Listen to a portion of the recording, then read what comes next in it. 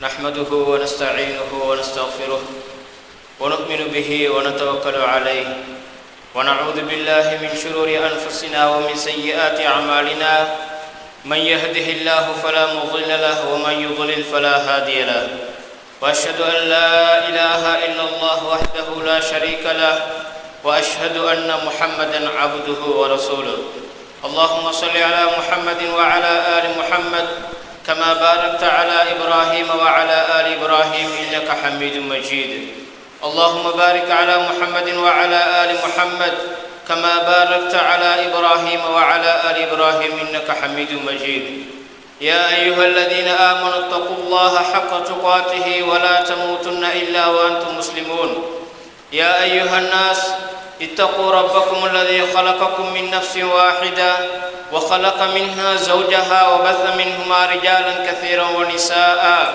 واتقوا الله الذي تساءلون به والأرحام إن الله كان عليكم رقيبا يا أيها الذين آمنوا اتقوا الله وقولوا قولا سديدا يصلح لكم أعمالكم ويغفر لكم ذنوبكم ومن يطع الله ورسوله فقد فاز فوزا عظيما أما بعد فإن أصدق الحديث كتاب الله وخير الهدي هدي محمد صلى الله عليه وسلم وشر الأمور محدثاتها وكل محدثة بدعة وكل بدعة ضلالة புகழ் அனைத்தும் எம்மை படைத்து பரிபாலிக்கக்கூடிய வல்ல இறைவன் அல்லாஹுக்கே அல்ஹம்துலில்லாஹ். அவன் தனித்தவன், ஈடிணையற்றவன், தன்னல்லாதோர் வணங்கப்படுவதை முற்றிலுமே வெறுப்பவன்.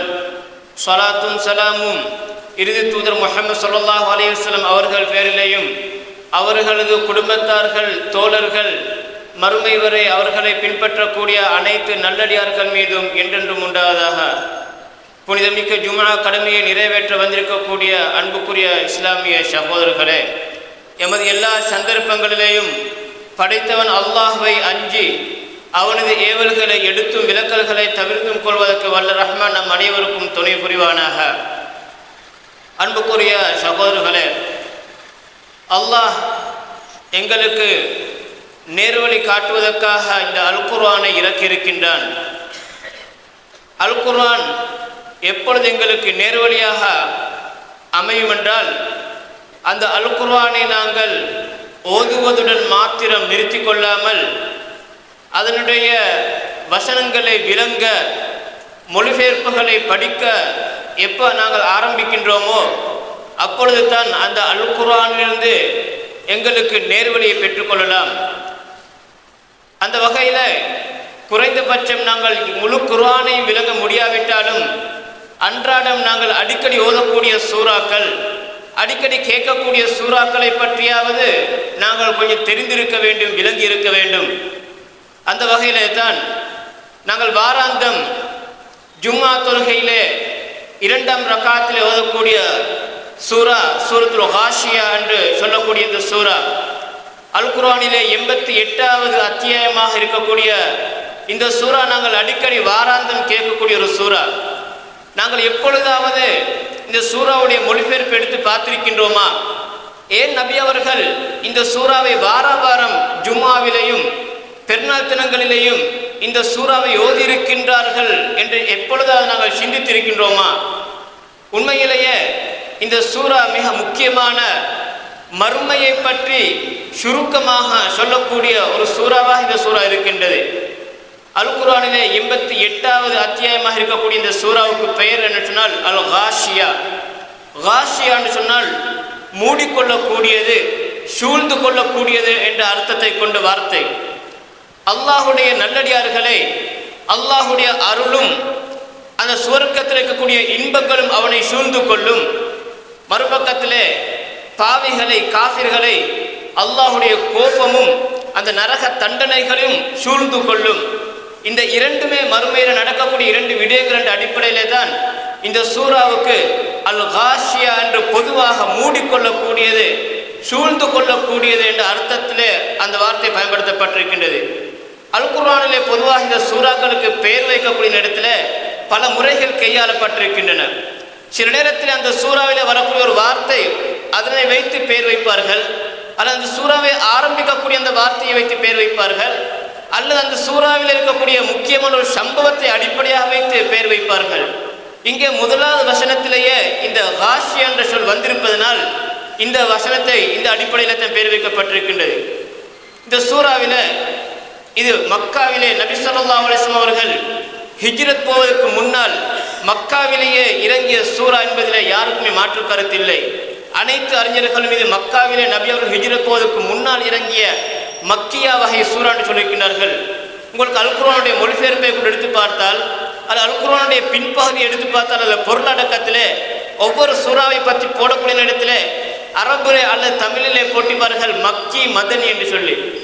நபி ஸல்லல்லாஹு அலைஹி வஸல்லம் அவர்கள் மக்காவிலிருந்து மதீனாவுக்கு ஹிஜ்ரத் போவதற்கு முன்னால் இறங்கிய சூறாக்கள் வசனங்கள், அந்த வசனங்களை பெரும்பான்மையாக கொண்ட சூறாக்களுக்கு மக்கி சூறாக்கள் என்று சொல்லுவார்கள். நபி அவர்கள் மதீனாவுக்கு ஹிஜ்ரத் சென்றதற்கு பின்னால் இறங்கிய சூறாக்களுக்கு மதனி சூறாக்கள் என்று சொல்லுவார்கள்.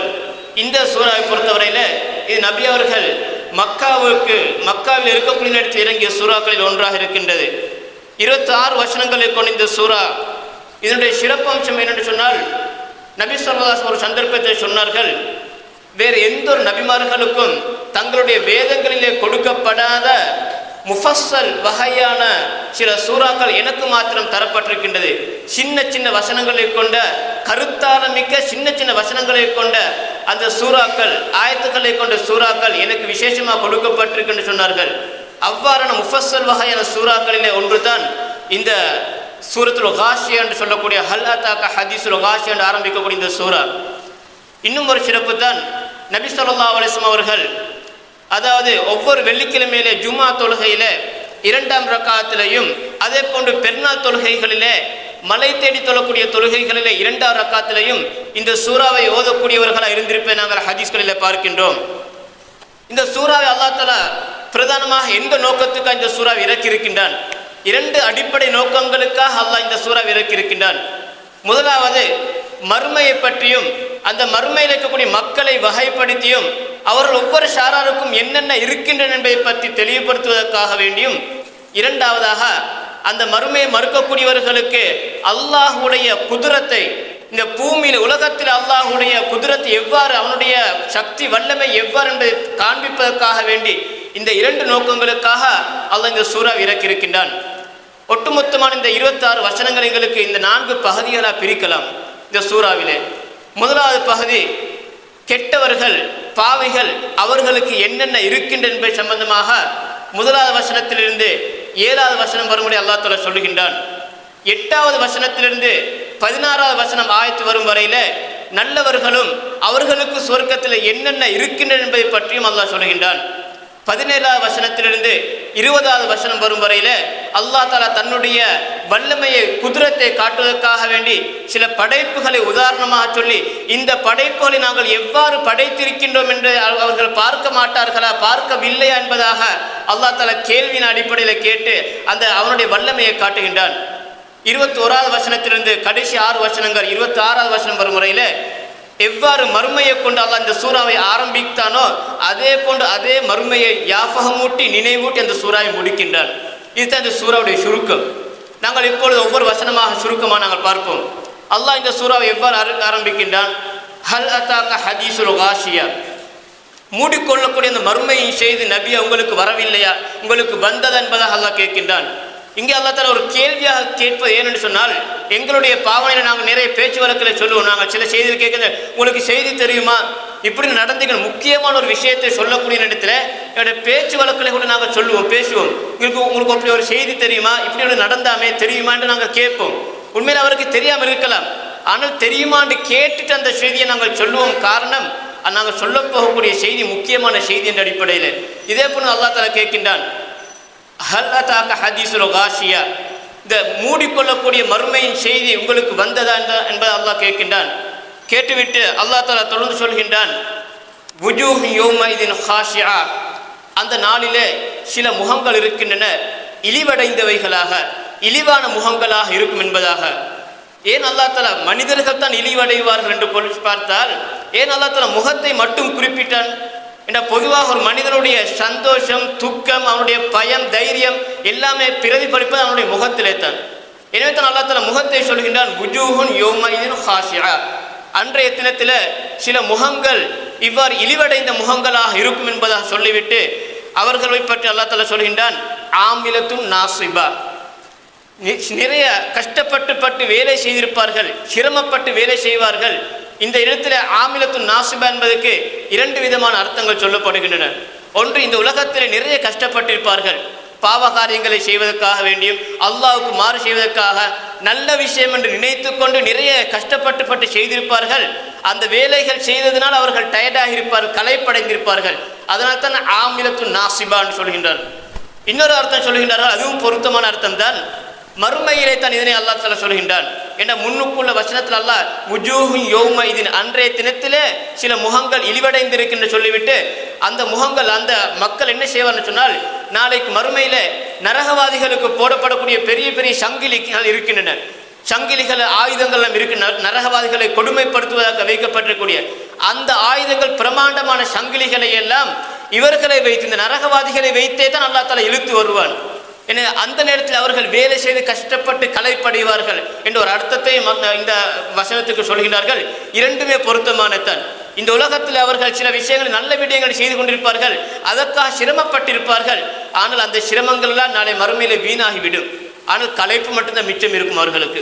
ஆமிலத்துன் நாசிபா, நிறைய வேலைகள் செய்து களைப்படைந்த முகங்கள் என்று அல்லாஹ் சொல்கின்றான். இன்னொரு அர்த்தம், நாளை மறுமையில இவ்வாறான ஒரு நிகழ்வு அவர்களுக்கு ஏற்படும் என்பதையும் அல்லாஹ் சொல்கின்றான்.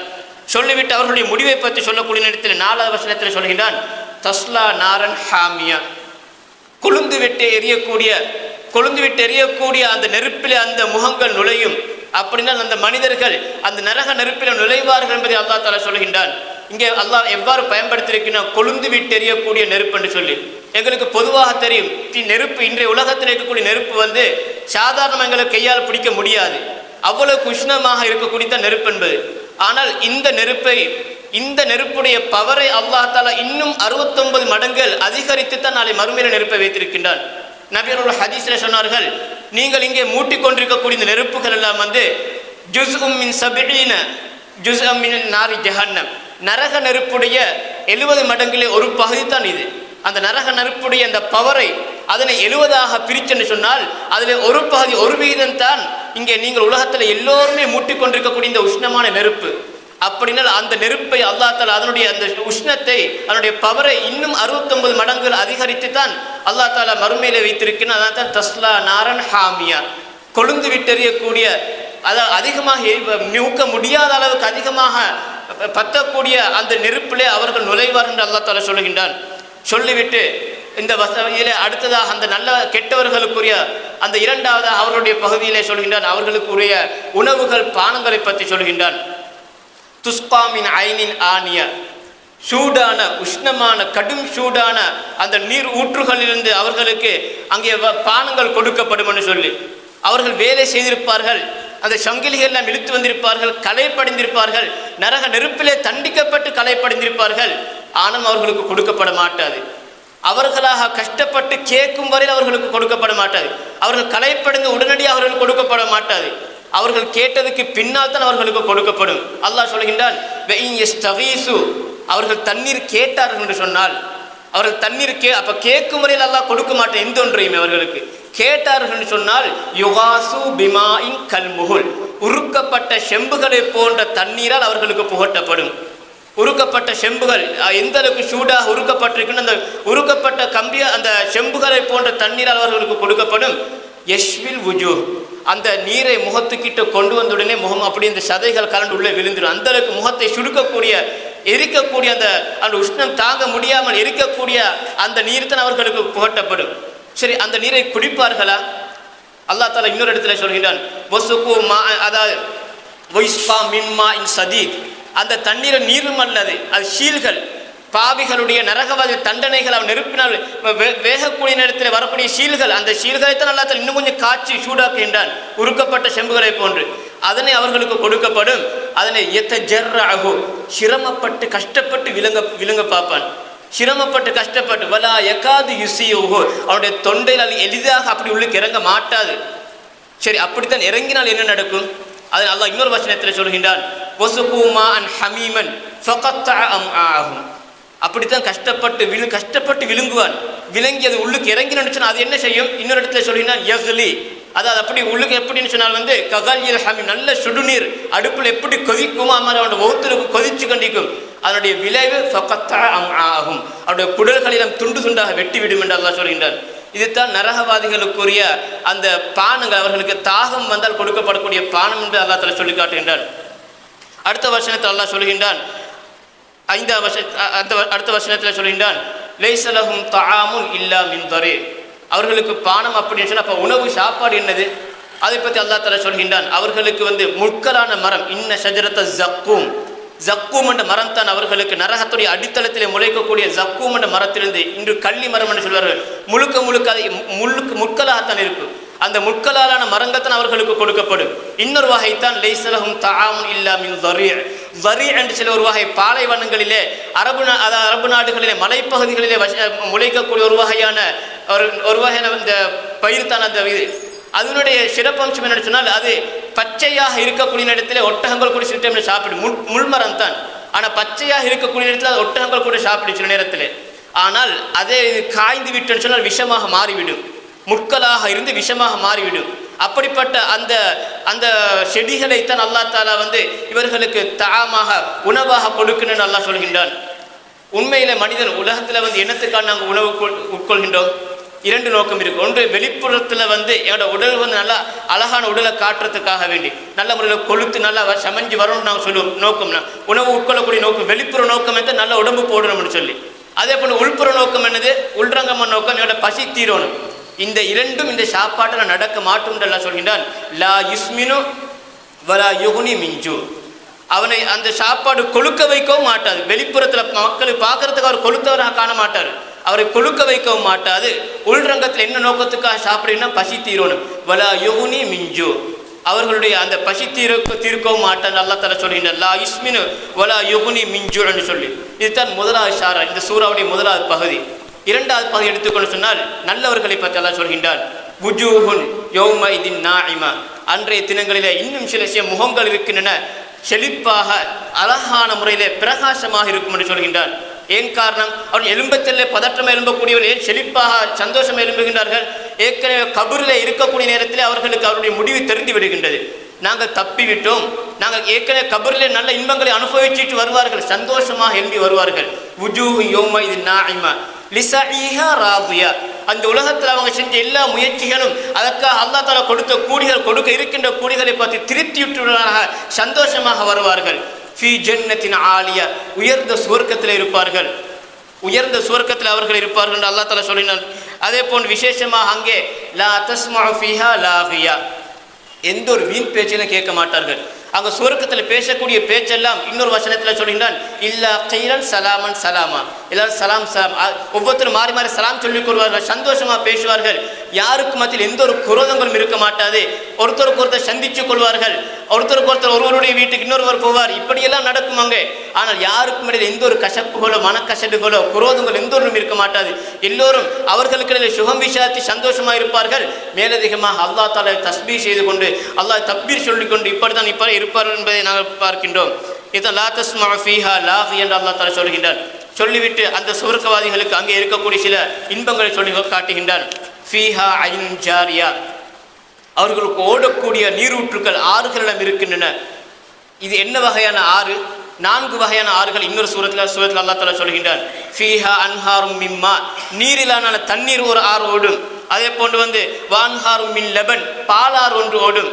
அதே போன்று வான்ஹாரும் மின் ஹம்ர், மது ஆறு ஒன்று ஓடும். வான்ஹாரும் மின் அசல், தேனாறு ஒன்று ஓடும். 4 வகையான ஆறுகள் அவர்களுக்கு நினைத்த மாதிரி குடிப்பதற்காக அங்கே 4 ஆறுகள் ஓடும்.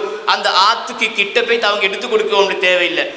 அங்கே வாக்குவாபுன் மௌதுஆ, அள்ளி குடிப்பதற்காக அவர்களுக்கு பக்கத்தில் கிண்ணங்கள் எல்லாம் கோப்பைகள் வைக்கப்பட்டுதான் இருக்கும். இவ்வாறு அல்லாஹ் தஆலா சொல்லிவிட்டு அங்கே பார்ப்பதற்கு சந்தோஷமாக கண்குளிர்ச்சி இருக்கிறதுக்காக வனமாரிக்கும் மஸ்ஸூஃப, அடுக்கப்பட்ட அழகான முறையில் அடுக்கப்பட்ட தலையணைகள், அதை முதலாவது அங்கே போய்த்து ராஹத்தா கட்டிலை உட்கார்வதற்கு முன்னால் பார்த்த உடனே சந்தோஷம் அடையக்கூடிய அளவுக்கு அழகாக அடுக்கி வைக்கப்பட்டிருக்கும். வனமாரிக்கும் மஸ்ஸூஃபா என்று அல்லாஹ் சொல்கின்றார். அது மாத்திரமல்லாமல் வஸராபியு மப்சூஸா, விரிக்கப்பட்ட அந்த விரிப்புகள் கம்பளங்கள் வந்து ஆக ஜராபி என்று சொல்லுவார்கள்.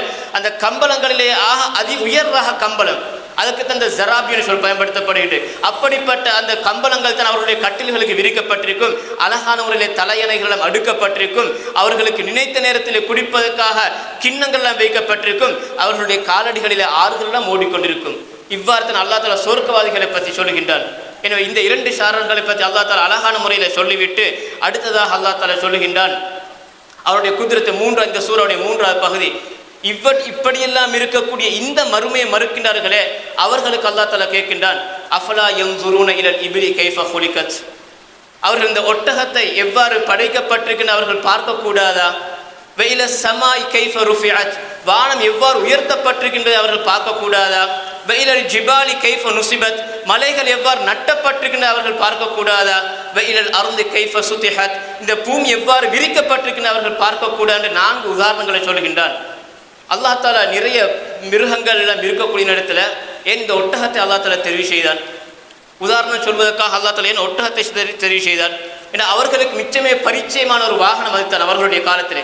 இந்த ஒட்டகத்தால் எல்லா விதமான பிரயோஜனம் அவர்களுக்கு இருக்கின்றது. ஒட்டகத்தை அறுத்தால் அவர்களுக்கு மாமிசம் கிடைக்கின்றது.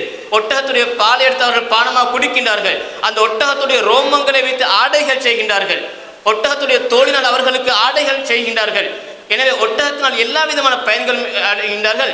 அதையும் தாண்டி அவர்கள் சவாரி செய்வதற்கும் அவருடைய பொதிகளை சுமப்பதற்கும் அல்லாஹ் தஆலா அந்த ஒட்டகத்தை அவர்களுக்கு வசப்படுத்தி கொடுத்திருக்கின்றான். ஒட்டகத்துடைய ஒசரம் எவ்வளவு எங்களுக்கு தெரியும். எனவே அல்லாஹ் தஆலா எப்படி வைத்து மனிதனுக்கு அந்த ஒட்டகத்துடைய ஒசரத்துக்கு அங்கு சுமைகளை வைக்க முடியாது. அல்லாஹ் தஆலா அந்த ஒட்டகத்தை கொடுத்திருக்கக்கூடிய சக்தியில் ஒன்று தான் ஒட்டகம். அப்படி உட்கார்ந்து பணியை படுத்துக்கொண்டிருக்கல அத்தனை பொதிகளை மனிதன் சுமத்துவான். அதற்கு பின்னால் அந்த அவ்வளவு பொதிகளுடைய சேர்ந்து யாருடைய உதவியும் இல்லாமல் தானாக எழுந்து நின்றுவிடும். இது ஒட்டகத்துக்கு அல்லாஹ் தஆலா கொடுத்திருக்கக்கூடிய ஒரு சக்தி. அதே போன்றுதான் பாலைவனத்தில் நீண்ட காலமெல்லாம் பிரயாணம் செல்ல வேண்டியிருக்கின்றது. பாலைவனம் என்றால் எங்களுக்கு தெரியும் தண்ணீர்கள் பற்றாக்குறை இருக்கக்கூடிய பகுதி. அல்லாஹ் தஆலா அந்த ஒட்டகத்துக்குள்ளுக்கு ஒரு பையுண்டை வைத்திருக்கின்றான். மாதக்கணக்கில் குடிப்பதற்கான ஒட்டகத்தின் நீரை அந்த ஒட்டகம் ஒரே அடியாக 200 லிட்டர் என்று சொல்லுவார்கள். அவ்வாறு அந்த அளவுக்கு பெரிய ஒரு தண்ணீரை அப்படியே ஒட்டகம் குடித்து அதை சேமித்து வைத்துக் கொள்ளும். அல்லாஹ் தஆலா இப்படி ஒரு ஆற்றலை இந்த ஒட்டகத்தை கொடுத்திருக்கிறான். இவ்வளவு ஆச்சரியம் மிக்க அந்த ஒட்டகத்தை அல்லாஹ் சொல்கின்றான், இந்த ஒட்டகம் எப்படி படைக்கப்பட்டிருக்குன்னு அவர்கள் பார்க்கக்கூடாதா?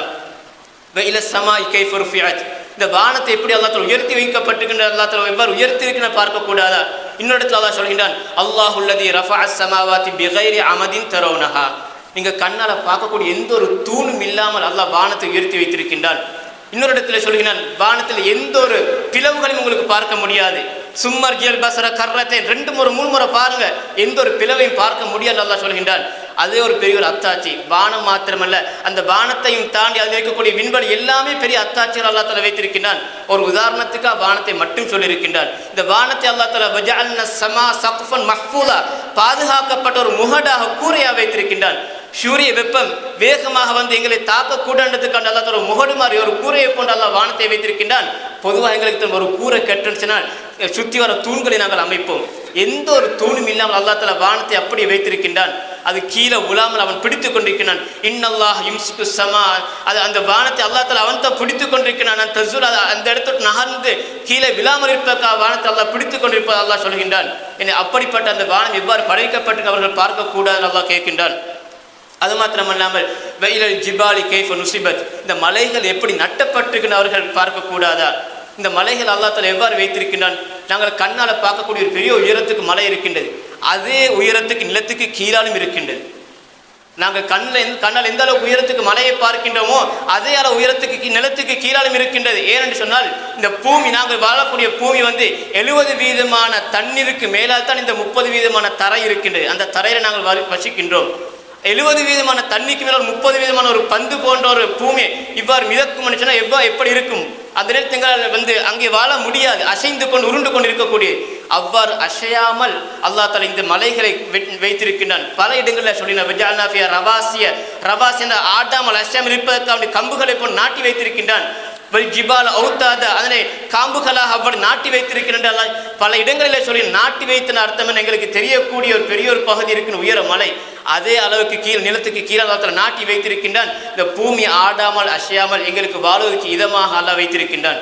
அதற்கு ஒரு அர்த்தாட்சியா சொல்லின, வெயிலல் ஜிபாலி கைஃப நுசிபத் வெயிலல் அர்லி கைஃப சுத்திஹத், இந்த பூமி எவ்வாறு விரிக்கப்பட்டிருக்கின்ற அல்லாஹ் தஆலா அதை சொல்லுகின்றான். எங்களுக்கு தெரியும் பூமி ஒரு உருண்டை வடிவமானது.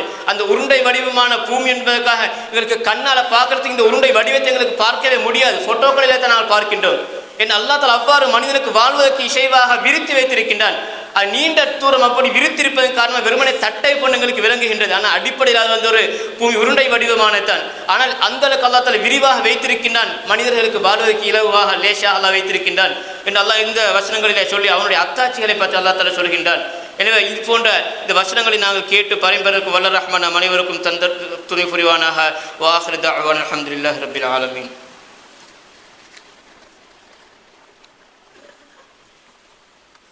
அல்ஹம்துலில்லாஹ் வஸ்ஸலாத்து வஸ்ஸலாமு அலா ரசூலில்லாஹ் வ அலா ஆலிஹி வ ஸஹ்பிஹி வ மன் தபியஹும் பி இஹ்சானின் இலா யௌமித்தீன். அம்மா பஅத். அன்புக்குரிய சகோதரர்களே, அடுத்ததாக இந்த சூராவுடைய கடைசி பகுதி 4வது பகுதியாக அல்லாஹ் தஆலா நபி அவர்களை பார்த்து சொல்கின்றான், ஃபதக்கிர் இன்னமா அன்த முதக்கிர். நீங்கள் மக்களுக்கு நல்ல செய்திகளை சொல்லி மறுமையை நினைவூட்டுங்கள். இந்த குர்ஆனை பற்றி மார்க்கத்தை பற்றி நீங்கள் நினைவூட்டுங்கள் மக்களுக்கு. இன்னமா அன்த முதக்கிர், நீங்கள் நினைவூட்டக்கூடியவர் மட்டும்தான். உங்களால் அதை தாண்டி எந்தொன்றும் செய்ய முடியாது. ஏன்னா அல்லாஹ் தஆலா தான் தன்னுடைய நாடியவர்களுக்கு ஹிதாயத்தை கொடுக்கின்றான். நேர்வழியை கொடுப்பது அல்லாஹ்வுடைய வேலை. உங்களுடைய பொறுப்பு மக்களுக்கு நீங்கள் எத்தி வைப்பது, மக்களுக்கு நினைவூட்டுவது. ஃபதக்கிர், நீங்கள் நினைவூட்டுங்கள், மக்களுக்கு நினைவுபடுத்துங்கள், இந்த செய்திகளை நினைவுபடுத்துங்கள். இன்னமா அன்த முதக்கிர், நீங்கள் நினைவுபடுத்தக்கூடியவர் மட்டும்தான். உங்களால் வேறு எந்தொன்றும் செய்ய முடியாது. அதை தாண்டி யாருக்கும் ஹிதாயத்து கொடுக்க முடியாது. நேர்வழி ஹிதாயத் என்பது அல்லாஹ்வுடைய கையில் என்று அல்லாஹ் தஆலா சொல்கின்றான். லஸ்த அலைஹிம் பிமுஸைத்திர், நீங்கள் அவர்களின் மீது பொறுப்பு சாட்டப்பட்டவர் அல்ல. உங்களுக்கு அவர்கள் மீது நீங்கள் பொறுப்பாளி அல்ல. அவர்கள் ஈமானை ஏற்றுக்கொள்ளாவிட்டால், இஸ்லாத்துக்கு வராவிட்டேன்னு சொன்னால் அதுக்கு நீங்கள் பொறுப்பல்ல. அது அவர்கள் அல்லாஹ் தஆலா அவர்களை பார்த்துக்கொள்வான். உங்களுடைய பொறுப்பு நீங்கள் எத்தி வைப்பது, மக்களுக்கு நினைவூட்டுவது. எனவே தான் ஃபதக்கிர் இன்னமா அன்த முதக்கிர் லஸ்த அலைஹிம் பிமுஸைத்திர் இல்லா மன் தவல்லா வ கஃபர். என்றாலும் யார் புறக்கணித்து நிராகரிக்கின்றாரோ ஃபயுஅذிபுஹுல்லாஹுல் அஸாபல் அக்பர், அவர்களை அல்லாஹ் தஆலா பெரிய வேதனைகள் தண்டனைகள் மூலமாக அல்லாஹ் தஆலா அவர்களை தண்டிப்பென்று அல்லாஹ் சொல்கின்றான். சொல்லிவிட்டு கடைசியாக இந்த சூறாவை எவ்வாறு ஆரம்பித்தானோ அதே மாதிரி முடிக்கின்றான். இன்ன இலைனா இயாபஹும் சும்ம இன்ன அலைனா ஹிசாபஹும், நிச்சயமாக அவர்கள் எங்களிடத்திலே தான் மீள வேண்டும். அழகா அல்லாஹ் தஆலா முடிக்கின்ற இந்த சூறாவை. இதில் இன்னொரு விஷயத்தை நாங்கள் பார்க்கலாம். நபி அவர்களை பார்த்து அல்லாஹ் சொல்கின்றான், நீங்கள் கஷ்டப்பட்டு நீங்கள் அவர்களுக்கு, அதாவது நீங்கள் அவர்களுக்கு நபி அவர்களுக்கு ஒரு ஆறுதலாக கூடிய இந்த வார்த்தைகளை சொல்கின்றான். நீங்கள் அவர்களுக்கு நினைவூட்டுங்கள். சிலர் கேட்பார்கள், பலர் கேட்காமல் இருக்கலாம். நீங்கள் சத்தியத்தை அவர்களுக்கு போதியுங்கள். அவர்கள் அதுக்கு பிறகு என்னட்டு தான் வரணும். அல்லாஹ் சொல்கிறான், அவர்கள் என்னட்டு தான் வரணும். அவர்கள் உங்களுக்கு கட்டுப்பட்டு நடந்தார்களா வெற்றி பெறுவார்கள், இல்லாவிட்டால் தோல்வியடைந்த எண்ணத்தில் மாற்றிக்கொள்வார்கள் என்று அல்லாஹ் தஆலா சொல்கின்றான். நபியை நீங்கள் அவர்களுக்கு எச்சரிக்கை செய்யுங்க, நினைவூட்டுங்க, யாஃபாப்படுத்துங்க. அதுதான் உங்களோட பொறுப்பு. நீங்கள் அவர்கள் மீது பொறுப்பாளிகள் அல்ல, உங்களோட பொறுப்பு இதுதான் என்று அல்லாஹ் சொல்லிவிட்டு அதை மறுத்தென்று சொன்னால் இன்ன இலைனா இயாபம், அவங்க வந்து சேர வேண்டியவங்க எங்கள்கிட்ட தான். அல்லாஹ் தஆலா எங்களிடத்திலே தான் அவர்களுடைய மீறுதல் இருக்கின்ற அல்லாஹ் சொல்கின்றான். இன்ன இலைனா இயாபஹும் சும்ம இன்ன அலைனா ஹிசாபஹும், அதற்கு பின்னால் அவர்களை விசாரிக்க வேண்டிய பொறுப்பும் எங்களுடையது. என் அன்புக்குரிய சகோதரர்களே, இந்த சூறாவிலே சுருக்கமாக நாங்கள் ஏற்கனவே சொன்னதை போன்று பிரதானமாக 4 விஷயங்கள் அல்லாஹ் இந்த சூறாவிலே சொல்லியிருக்கின்றான். ஒன்று,